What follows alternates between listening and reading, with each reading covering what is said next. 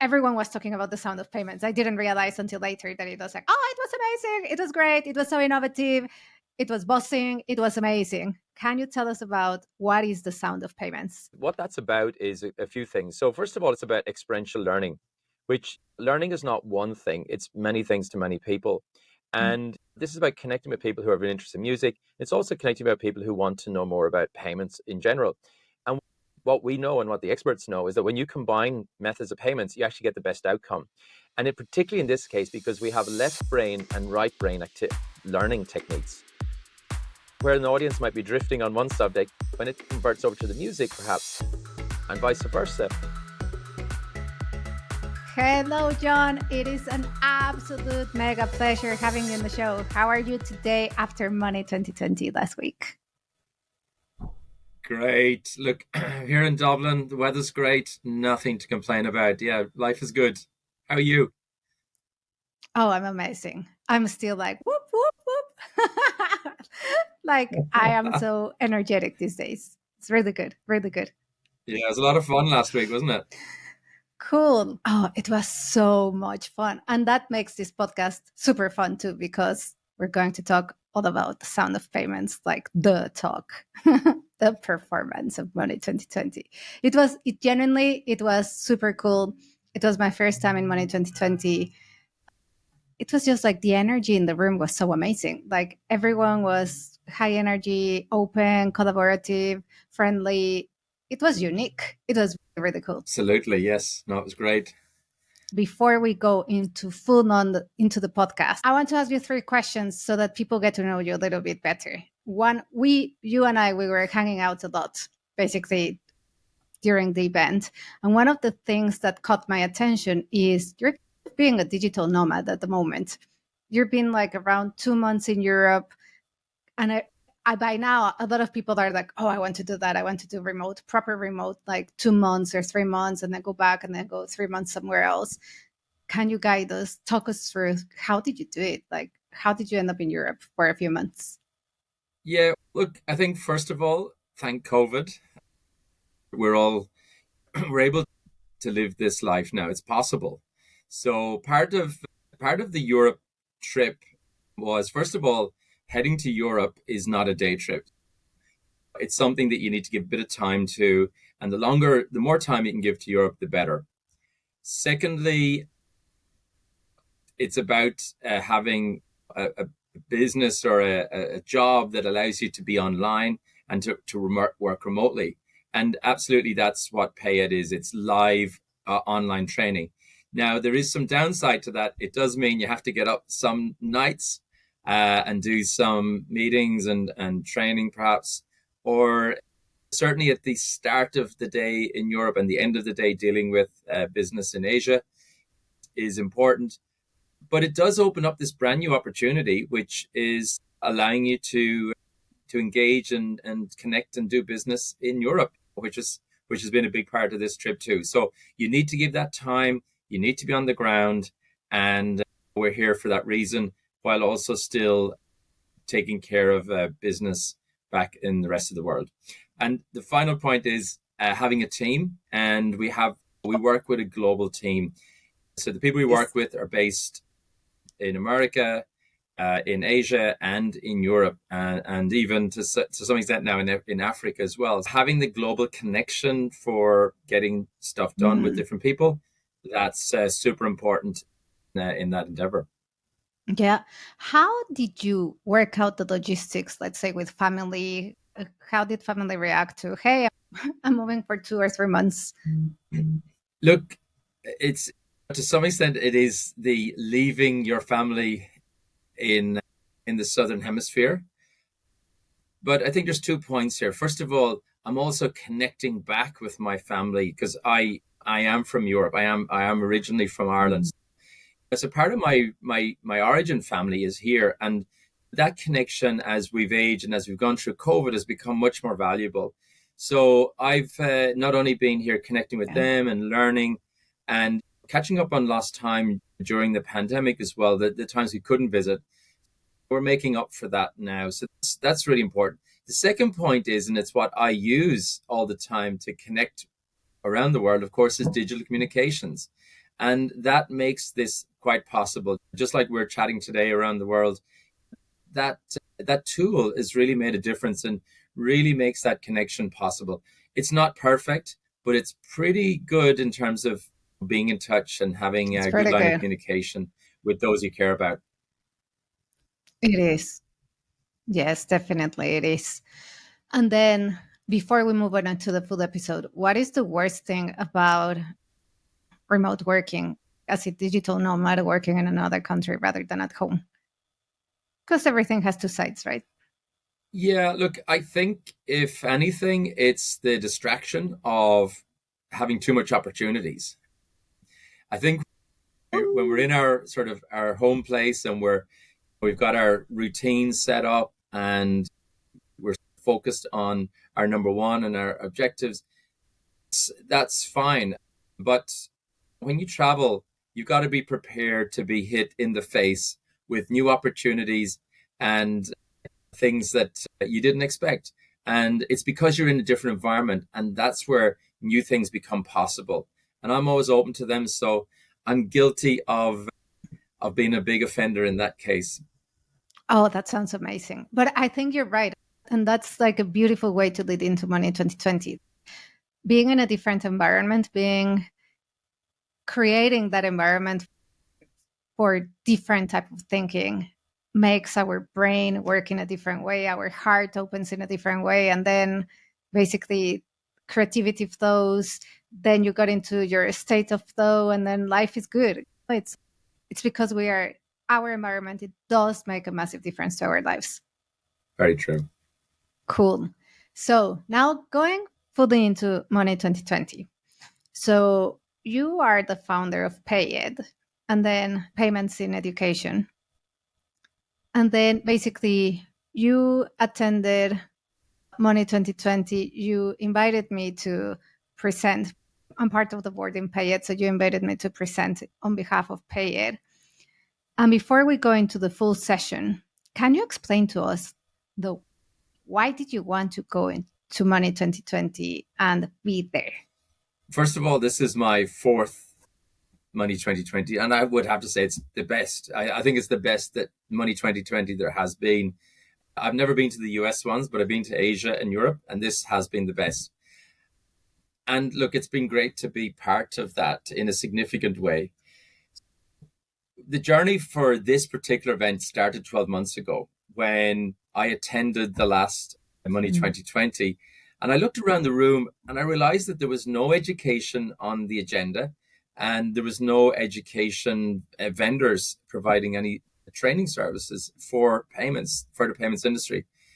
So that got me thinking, what are people bringing away from Money 2020? It's really literally what they're in the room experiencing. But that's hard to capture. That's hard to bottle it, hard to bring it away. So I felt that call to be present next year and to be in the room, and hence why we became education partner at Money 2020 this year. And really it was about making sure that we were present, making sure that we connected with people in the room, and gave that message that education is available, education is relevant. And also we were promoting at this event too the fact that you can actually have a career in payments, because for those in the industry, we often think, yeah, it's ubiquitous, that's what we do. But in reality, for people outside the industry or even those within the industry, they're not aware of the progression and the opportunities that are available in the industry. So we're really focused on that. So this event has been great for us to have a platform to present around that. Yes, I love that. And then as we're talking about education, can you tell us a little bit about PayEd? What does PayEd do? First of all, our vision is about improving lives everywhere through payments education. And we do that through providing professional structured education sessions with the industry for banking and payments, but also then for every company in the world, because every company needs payments. It needs structure and it needs a knowledge around payments so that it can help to run a better business and remove the friction of payments within the business. So really there are two focus areas. We have a flagship course called the 101 in Payments, and that's a 2-day course that It really is a good grounding for everyone who wants to start that journey. But we have half-day courses which are focused on different areas. So, for instance, Swift, cybersecurity, Web3, and a whole host of topics that are relevant to people who want to lift the hood on the topics and get into more detail on them. We are structured live online, so we typically ideally have around 20 or so in the class is very good, because it gives you that right mix of learning capability, but also that input into any group collaboration or discussions that actually happen during the session. So it is personalized enough, but we have a good mix in the room, and that's also part of the learning experience that we're involved in. Yeah, awesome. Yes, and I at some point in time, I took one of your programs. I was one of the first guinea pigs, one of the first clients a few years ago. So, coming back to Money 2020 as such, so you come to Money 2020 as PayEd. You have the big booth, but not only you have the big booth, but you also have the sound of payments. Everyone was talking about the sound of payments. I didn't realize until later that it was like, oh, it was amazing. It was great. It was so innovative. It was buzzing. It was amazing. In other words, I've been watching the short videos and I'm like, oh yeah, it was amazing. Can you tell us about what is the sound of payments? We were given the opportunity to present some topics, and actually we came up with quite a few. And one of them, for example, was Payments 2084, where we actually had Elon Musk on the stage, and the audience would have been tweeting comments to him. But we decided not to go ahead with that one. Logistically, it proved to be a bit harder than we thought. But the one we did stick with, and the one we thought was a really good one, was the sound of payments. And what that's about is a few things. So first of all, it's about experiential learning, which learning is not one thing. It's many things to many people. And this is about connecting with people who have an interest in music. It's also connecting with people who want to know more about payments in general. And what we know and what the experts know is that when you combine methods of payments, you actually get the best outcome. And particularly in this case, because we have left brain and right brain learning techniques, where an audience might be drifting on one subject, when it converts over to the music, perhaps, and vice versa, that's where they kick in and that they can enjoy and learn from that experience. The second part is about enjoyment. We wanted this to be fun. We wanted it to be an experience. And look, that's absolutely what it proved to be. And I think you'll be a testament to that, and certainly interested to hear your thoughts. When you get a mix of people together and there's an education event, that's part of the memory. That's the memory is created there. Yeah, so look, we knew this was important to come with some new idea. And as you say, it was a bit of a world first. I haven't heard of it being done before myself. And look, having done it, having been part of it now is the first time, I think we'll probably see this coming back in different forms. Yeah.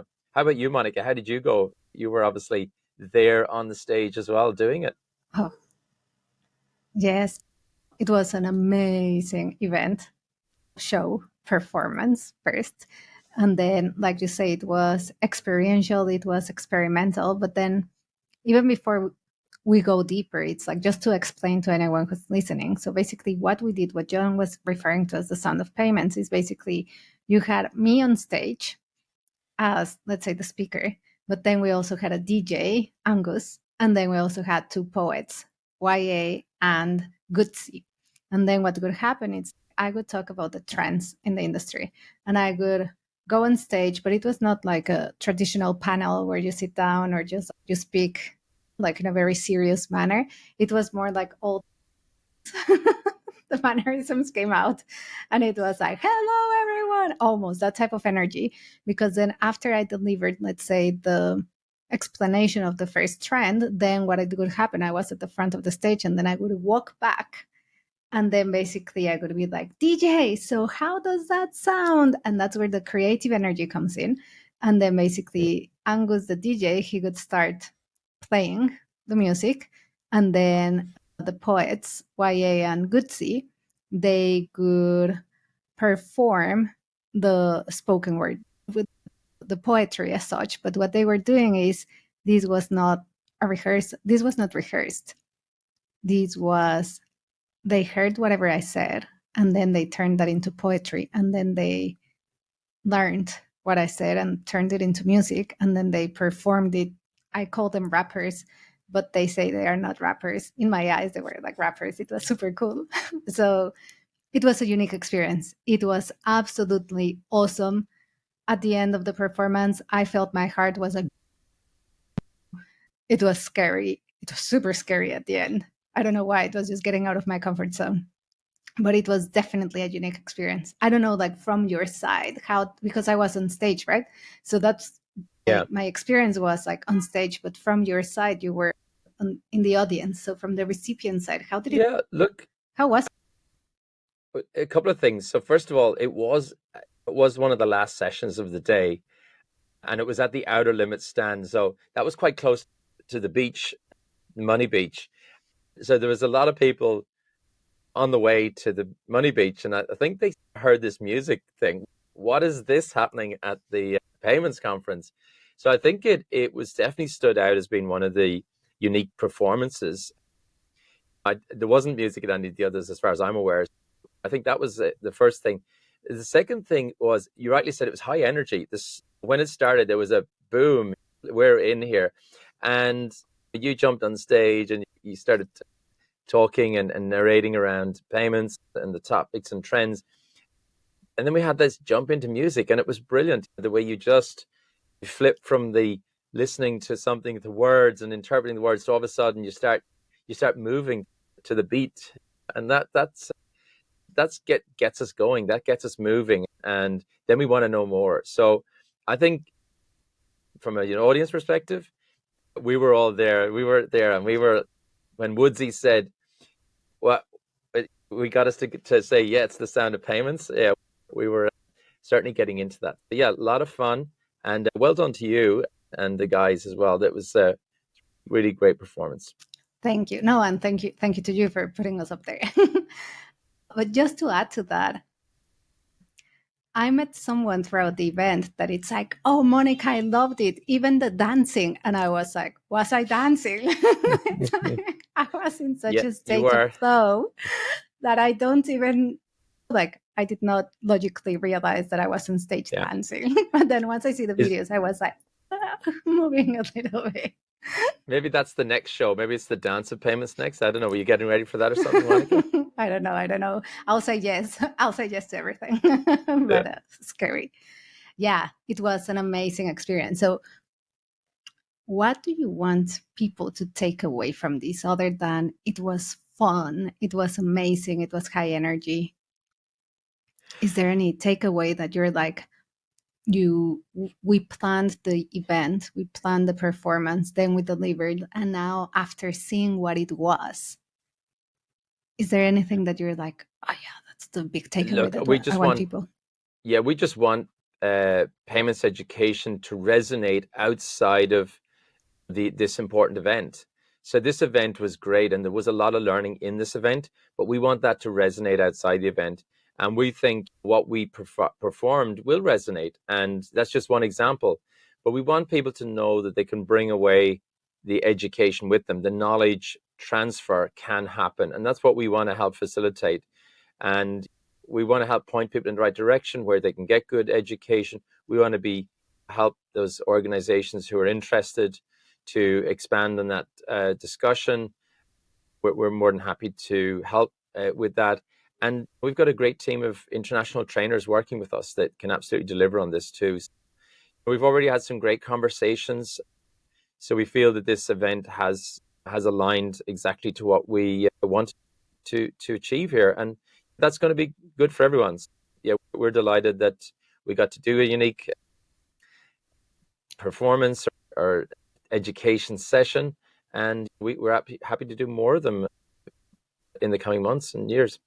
Cool, amazing. Yeah, and I think if you ask me, hey, what would I like people to take away out of this? Or even like my biggest takeaway out of Money 2020 that is not technical or industry knowledge, it was the energy. It was the energy in the performance, the energy in the room that made it very special. Mm. What I would love to take out of that. It's bring that energy to the workplace for everyone across the world. It doesn't matter where we live and the cultural differences between Latin America and Europe and Asia. It doesn't really matter. It's like that energy, like Yeah. you could see people were really engaged. The other day I was watching a video that my friend Monica, she sent me a few videos of the show. And then at some point I heard people were cheering. They were like, whoop, whoop. I was like, oh my God, I did not hear that during the show. But that means that people were engaged. They were having fun. And even though we were talking about payments and serious work stuff, because it was, the theme was like work related, it was fun. And probably that's what Mm. we need to do, bring that energy back to the workplace. Global scale, Yeah. that could be awesome. Everybody could make a better job, genuinely. Yeah. Cool. So we've been to Money 2020, Amsterdam 2023. What's next?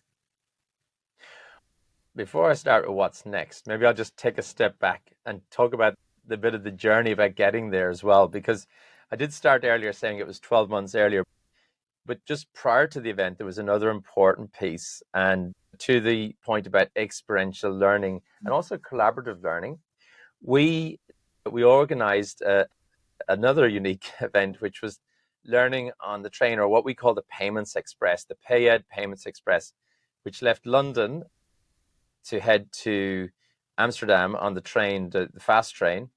And we organized two speakers to come along and present on CBDCs, and particularly around the paper that's open for submission with the Bank of England. And we looked at some of those use cases that are being discussed in that. And we had Professor Alistair Milne from Loughborough University, and we had the counter balance of that, which was David Birch. So we had some friendly banter, some good education, and what started as an informative session turned into the start of the discussion for the rest of the train journey. So one of the things which was interesting about this was we had some complaints because the train was actually 2 hours late. But the complaints weren't that the train was 2 hours late. It was that the delay wasn't long enough. The conversation and excitement and interest and connection that happened there, people wanted more of that. So look, that was a great experience. It actually got us into the room. So perhaps just to start with that one, and look, we'd certainly love to do more with that too. But then to answer the question, where to after this? Look, we still got some more things to do in Europe. We've attended some of the Payments Association events over here. That's been great. We attended the Blockchain Ireland event. Great again for connecting and to focus on payments in Ireland, a fantastic ecosystem, very much of interest to companies operating out of Europe within Ireland, and also global companies. Some of the largest payment companies are in Ireland too. So there's a lot going on in that ecosystem too, and there's been a great connection there. And the final point then is what we're doing next week, which is we're the knowledge partner at the EBA Day, the European Banking Association Day annual conference in Madrid on the 2021st. So we are the knowledge partner at that event. We'll be speaking about Payments 2084. So we're going to deliver that to the fintechs. And we're actually going to be connecting with the Payments Association as well over there, and having a get together with some of the members just to warm ourselves for that event as well. But looking forward to that. And that'll be a great sort of end towards this journey when we're actually heading back into the Southern Hemisphere in July. So again, looking forward to getting back down under and continuing the good work there as well. Awesome. How do you think you'll transition between, being remote in Europe and now it's, I'm going back home, back to normality? Yeah, you can probably tell from my Irish hat that I picked up the other day, I'm really settling in here. I'm sure it'll be fine. When I came here in the first place, I'm used to being on the road. I'm used to being out there. I really don't see much of an issue. I like to think that I get involved where I am, and that's certainly what I've done on this trip. So going back to Asia is not a big deal. But one of the things I have decided to do is to make sure that I continue now using those learnings from this trip to actually build this sort of this travel itinerary into more permanent mode, and because it's possible, let's and I feel that's more optimal as well to do it that way. So that's what I'm plan to do, and it's partly because of the opportunities that have come out. It's hard not to find those new opportunities and then actually be supporting and being involved in them as well. So that's a commitment, and it's also something that's really important to the bigger purpose, what we're here for. So yeah, I'll be doing plenty more of this. Amazing. Sounds really good. Anything else that you would like to share with us today? That's a good question. I guess the one thing that I've been seeing here is the difference between the north and south of the world, and the similarities as well. And as I travel the world more and deal with that education subject, I see where different parts of the world, yes, we're dealing with the same sort of payment systems, but they're all differently named. They all have different regulatory structures around them, and they all actually are at different points of inflection. There's certain themes that we're looking at in Asia that are really important to Asia that haven't really come on the boil here in Europe at this moment. And also then, I think the other aspect then is also when you travel around, you do get a perspective and you do start to compare and contrast markets. And I think that's very valuable to be able to be in a position to do that, but it's also valuable to be able to communicate that back to people, because one of the things we see is people who focus on payments in their domestic market. But yeah, it is actually about lifting up the head and looking at what else is going on so that we can deploy some of those thinking in our own markets, Yeah. but also maybe that's a chance for us to get involved in things that are happening in other markets. Certainly that's what I would be encouraging people to think about, that and that's why we did release the Unleash Your Career in Payments ebook, is to get people to think further than what they're doing today and understand that there's plenty of jobs in payments. There's lots of opportunities there. It's really just a matter of thinking a bit more about those opportunities and lining yourself up, skilling yourself, educating yourself. And there's lots of different ways of education. That's what that book that you can download from our website is talking about. It's explaining those roles, how that all works, and how you can do more. And one of the last things I'll say is we do also do a monthly newsletter on LinkedIn, and it's called Career in Payments, and that's focusing on the trends in and opportunities available across the world, and also looking at the global numbers. And actually, one thing I will share with you that since we did the newsletter, which actually was about 6 weeks ago now, that we've looked at the numbers again, and really interestingly, the open roles in payments have actually risen close on 30%. And in a Wow. world where we're seeing now AI coming on, and it's going to remove all jobs, and we've seen some of those companies saying there's less jobs, actually payments is budding the trend, certainly in the short term.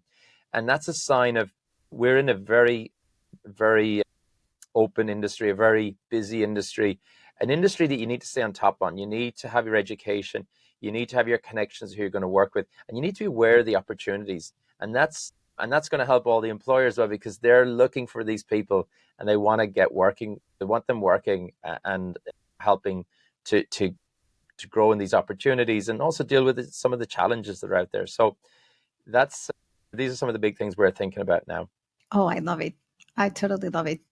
Cool, John. It's been an amazing pleasure having you in the show. One very last question. If you were to change one thing in the industry that can help customers, employees, and shareholders and make fintech better, what could it be? I think there's many things we can talk about. And as I say, across the world in different markets, that means many things. But the one thing I want people to think about, and there's one thing we're starting to think about, is sustainability in payments. I think it's something that we need to lead with now. We are wanting to move into more digital payment world, but we've got to understand that there is an energy impact on that. We've got to also understand that there's an importance for business to know that they can't just deploy multiple payment gateways and multiple digital payment solutions and think that's okay. They need to rationalize. They need to run an efficient e-commerce business. They need to run an efficient digital business. Their gateways need to be running optimally on great technology. And that's also important when we look to blockchain and these new digital currencies that are coming on stream as well, and the wallets. This is incumbent on us all. We're all part of this. But let's make this transition to digital that we're well down the path to. Let's make it a good one for the environment. Let's think about the sharing economy. How can we make our payment systems work better to help reutilize or repurpose redundant assets that are better used than not used? So let's start thinking this way. I don't think there's enough of it yet, but certainly we're focused on it now. And we think this is an important one that the industry should start to grasp. Amazing. I love it. Yes, because we do need to focus on sustainability, and we have the power as an industry. We have the power to make a difference. So let's do it.